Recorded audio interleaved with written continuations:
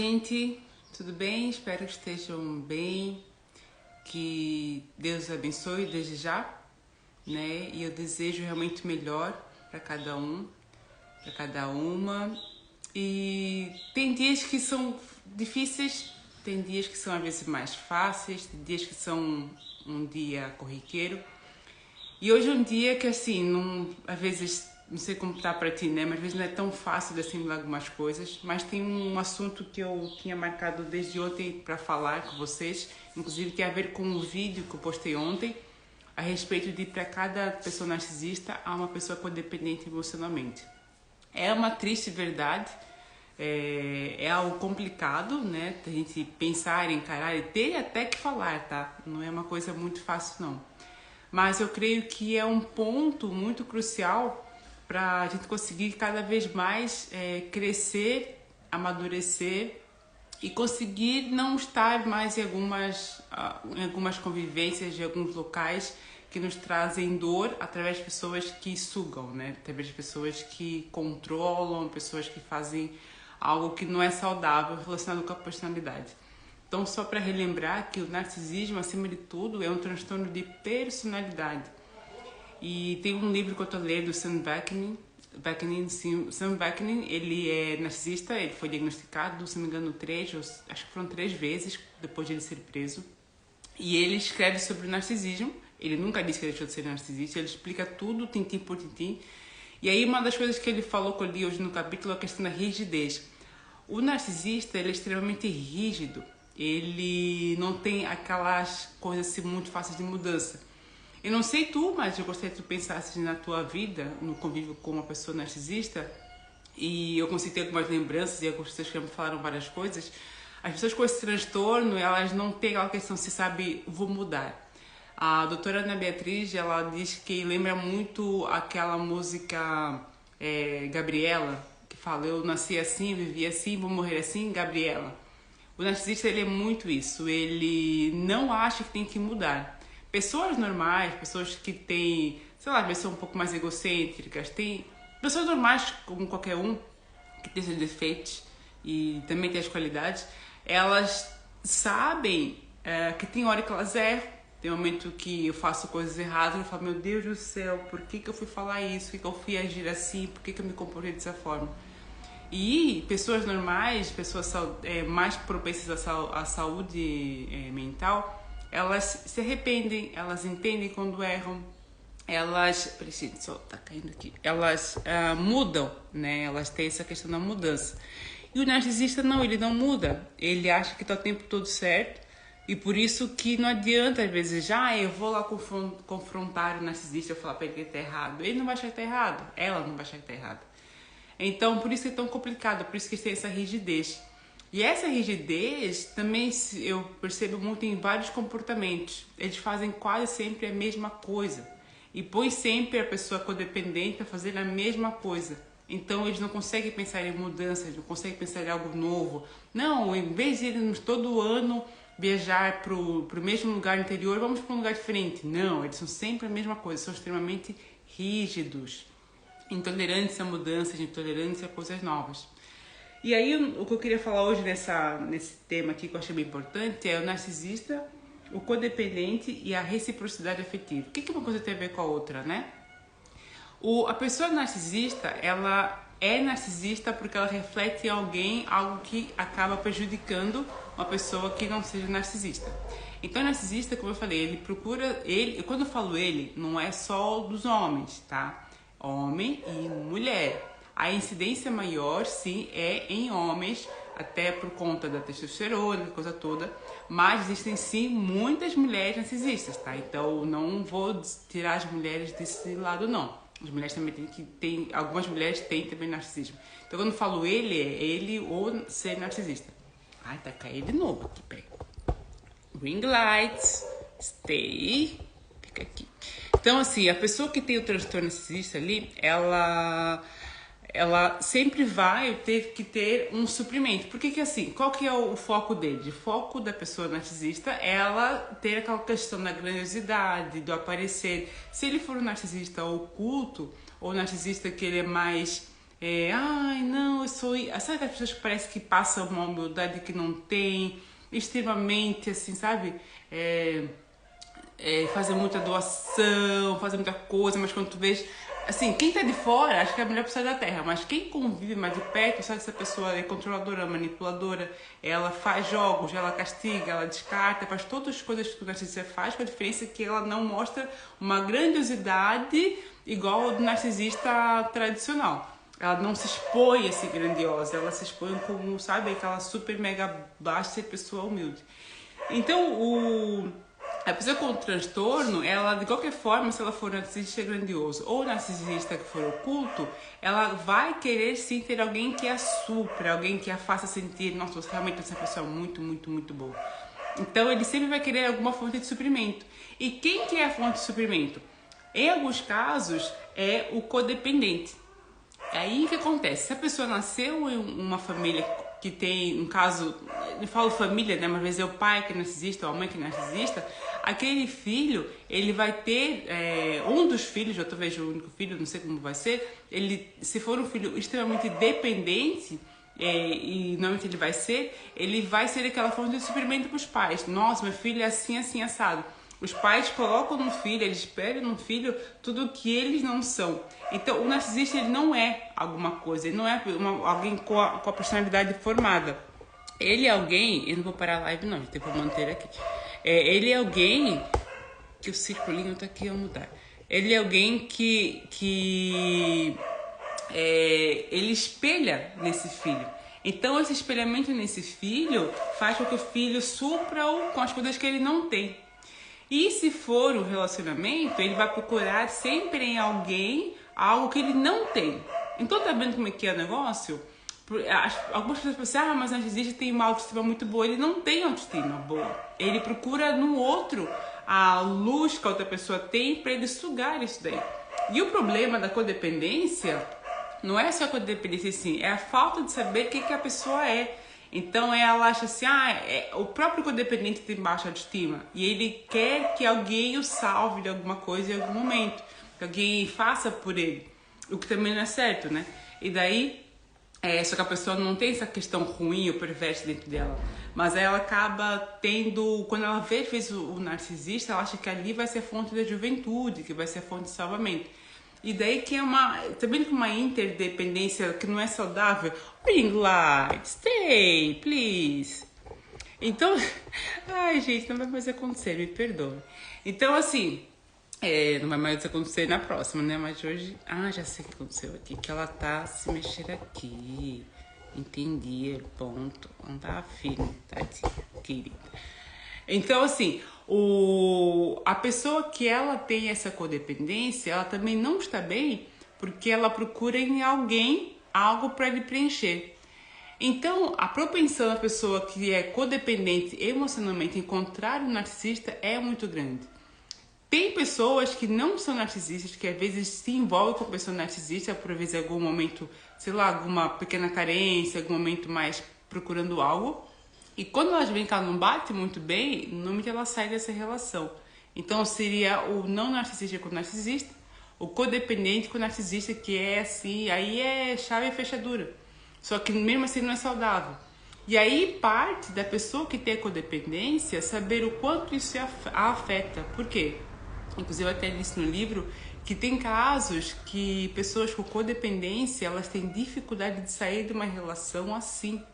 Aí eu falo sair, mas eu falo independente do tempo. Mas quando ela percebe que a pessoa tem um transtorno na personalidade dela, falta de empatia, falta de amor, falta de entender o próximo, ela acha que não vai conseguir viver sem aquilo. Ela acha que é aquilo que vai supri-la. Tem um reality show chamado Casamento às Cegas, que eu assisti vários deles para entender, né, essa questão da relação e tal. E tinham vários casos que era muito claro. Tu via algumas pessoas que já eram tão codependentes que se tu olhasse de fora, nossa, a pessoa é super bem resolvida. Inclusive tem uma moça que sempre vem à minha mente, ela parecia ser muito querida, mas ela falava, eu gosto de tudo muito intenso. Várias pessoas falavam, ainda mais no reality show do Brasil. Tudo tem que ser muito intenso, a pessoa muito intensa.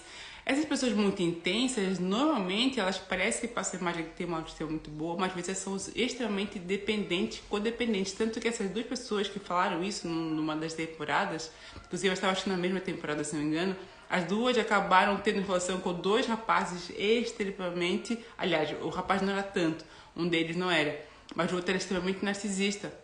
O outro não era, mas ele falou para ela que ele não conseguiria suprir o que ela precisava. E ela precisava de toda aquela intensidade. Então, às vezes, ela esperava algo muito explosivo. E essa questão, às vezes, nossa, eu espero alguém que venha, que me leve e que me arrebate e que sabe, quando tira aquela respiração. E às vezes a pessoa acaba entrando numa relação com alguém que vai no começo mostrar isso. Olha, você é a melhor pessoa do mundo, você é arrebatadora, você é arrebatador, você é o que faltava para minha vida. E aí a pessoa compra essa ideia. E nesse compra essa ideia o outro vende, acaba tendo às vezes uma relação que acaba sendo desproporcional. Que aí acaba por ter uma relação que ela pode se tornar, sim, abusiva, no sentido psicológico ou também até no sentido físico. Porque só o abuso não é só algo físico, não tem que ter marcas só no corpo. Às vezes as marcas na mente, elas são até um pouquinho mais piores, porque levam muito tempo para sair também. Então, por isso que eu falo, gente, infelizmente é uma verdade dura de se ouvir e de se falar. Né? Para cada pessoa narcisista vai ter uma pessoa codependente lá que ela pode ou não estar nessa relação, suprindo ou não aquela pessoa narcisista. E tem um coach de relacionamento que eu gosto muito de uma frase que ele fala, que é reciprocidade afetiva. Às vezes, o Lucas Scudeler, às vezes ele fala assim, as pessoas às vezes entregam demais para alguém e querem entregar nessa questão de relação, relacionamento afetivo, e isso acaba não tendo uma reciprocidade quando a pessoa não entrega. E o narcisista ele faz muito isso. Ele faz em alguns momentos, ele entrega tudo para a pessoa compra tudo porque está às vezes muito carente, e depois a pessoa entrega sempre, e ela acha que vai receber de volta, mas não vai, porque o narcisista só entregou para aquele momento inicial. Ele só depois começa a puxar, começa a sugar, começa a cobrar tudo em débito. Então, por isso que eu falo que a melhor, parece muito fácil falar, mas eu sei que não é, tá? A gente também está em processo ali de cada vez crescer mais, mas a melhor coisa para a pessoa parar de atrair narcisistas, parar de estar em relacionamentos narcisistas, é parando de agir como um codependente. Aos poucos começar a se validar. Parece que eu já falei isso? Parece, mas às vezes a verdade, algumas coisas têm que ser faladas com mais tempo para se tornarem mais verdade na nossa vida, porque elas são verdade, elas não são mentiras contadas várias vezes. A verdade é essa. A codependência é fruto de baixa autoestima. E a baixa autoestima é falta de amor próprio. Então é buscar em primeiro lugar Deus para nos ajudar a ter essa autoestima mais elevada. Com a autoestima mais elevada, começar a pensar assim, peraí, eu tenho que começar a me validar, eu tenho que me amar, eu tenho que ter a responsabilidade sobre minha vida e não deixar nas mãos de uma outra pessoa, ainda mais uma pessoa que é narcisista, né?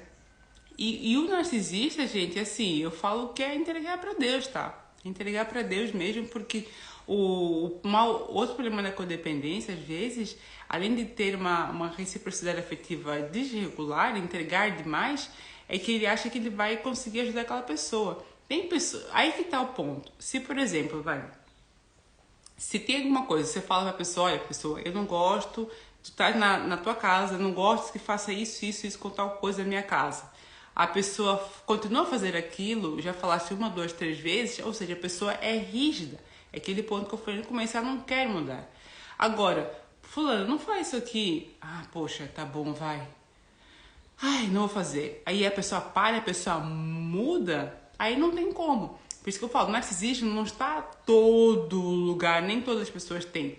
O problema é quando, porque a pessoa, eu vou explicar, não é quando a pessoa te irrita, mas é a continuidade disso. Então, o narcisismo é uma coisa frequente, constante e uma coisa que é longa, tá? Então, é um comportamento que não muda. Tá vendo como é que é? É o comportamento imutável que caracteriza também a pessoa narcisista. E o codependente, ele tem que aprender a mudar. Não o outro, assim. Tem que parar de dar aquele amor que a outra pessoa não merece. Tem que parar de prover, de providenciar, de fazer tudo pelo outro quando o outro não faz por ti. Porque não tem lógica, né? Não tem, gente. Tem que aprender a dizer não. Tem que parar de dar explicação para tudo. Tem que parar de ter que receber qualquer coisa. Se tu pede, por exemplo, fulano vai na padaria. Me traz um sonho. Qual que tu gosta? Eu gosto de sonho de creme. Tu gosta de sonho de creme? Não, eu gosto de sonho de doce de leite, ou sei lá o que tu quer. Ou eu quero um donuts hoje. E a pessoa te traz um salgado de presunto e queijo. Eu trouxe esse porque eu sei que tu vais querer comer. E você aceita aquilo. Não é má educação colocar o que tu pensas. Fulano, eu queria um doce, não queria um salgado. Então, são as pequenas coisas que a pessoa que é codependente tem que começar a fazer. Ela tem que começar a se impor com educação sem ter que aceitar tudo. E é um trabalho que é árduo. Ainda mais quando tu estás dentro do ciclo da relação. É árduo. Não estou falando que é fácil, que olha, é só fazer assim. Não é fácil. Uma coisa, se a gente aprender isso agora nesse vídeo, já aprendi toda a teoria. Outra hora tem que colocar em prática. Tu ficas pensando 1 milhão de vezes. Mas o certo é isso. É cada vez mais, em relação com o narcisista, cortar o suprimento, cortar toda aquela bajulação, fazer tudo por ele. Não por ela, corta isso. Agora, se tu és uma pessoa codependente, seja uma pessoa, às vezes já tem um narcisista invertido, ou seja uma pessoa, um narcisista secundário, alguém que precisa disso tudo, então daí continua. Aí é tua vida. Não tem nada a ver com isso, não precisa nem continuar aqui no vídeo. Agora, seja uma pessoa que quer mudar de vida, que tu vês que está estagnado, a tua vida não anda em nenhum sentido, relacionamento, financeira, não consegues conectar afetos, não consegues crescer, daí sim, esse aqui é um dos caminhos para tu crescer cada vez mais. Porque é isso que eu tô falando, gente. A vida com narcisista é uma vida rígida. Eu já vi alguns casos que quando eu olhava para trás, meu Deus, a pessoa não mudava nada. Nem as coisas que comia, nem as roupas que vestia, nem os lugares que ia. Tudo era sempre igual. Mas quando tu tá junto, tu não achas que é tudo sempre igual. Só que quando tu sais, tu percebes, dá pra fazer diferente. Porque nós somos pessoas que temos que mudar. Se eu for a mesma pessoa dos meus 10 anos até meus 40, 45, 50 que for, que aprendizado que eu tenho? Eu vou contar um exemplo pra ti. Não tem nada a ver, lembrei agora. Tem um grande empresário, ele é uma pessoa super 10. É o Flávio Augusto. Nasceu no Rio de Janeiro, numa quebrada, uns lugares bem complicados, andava de ônibus toda a vida pra ir pra onde ele ia. E aí ele se revoltou porque ele queria casar com a Luciana, se não me engano, a mulher dele. E aí ele foi, abriu empresa, vendeu aulas de inglês por telefone, vendeu relógios. Hoje ele é bilionário. Imagina se o Flávio Augusto ele tivesse a mesma mentalidade que ele tinha antes ali da quebrada. Não, eu não vou mudar, eu nasci assim, eu vou viver assim, eu vou só vender relógios toda a minha vida, ou eu vou só vender aulas de inglês, ou eu vou só continuar assim andando de ônibus, sabe? Não, Lênia, porque ele queria ter mais dinheiro. Não é só dinheiro, são mudanças. Ele mudou a mentalidade, gente. Então são mudanças que a gente fazendo na nossa vida. Sabe um outro exemplo também? Tu vai falar, tá bom, dá um exemplo mais concreto. O próprio apóstolo Pedro. Muitos conhecem. Pedro era super, tem o temperamento dele, mas sim, ele é super estressado, já tudo, falava de falar, vou pra cima mesmo, vamos cortar a orelha dele, não sei o que, tá explosivo, né? Mas aí depois ele se arrependeu porque ele errou, olha só a questão da mudança.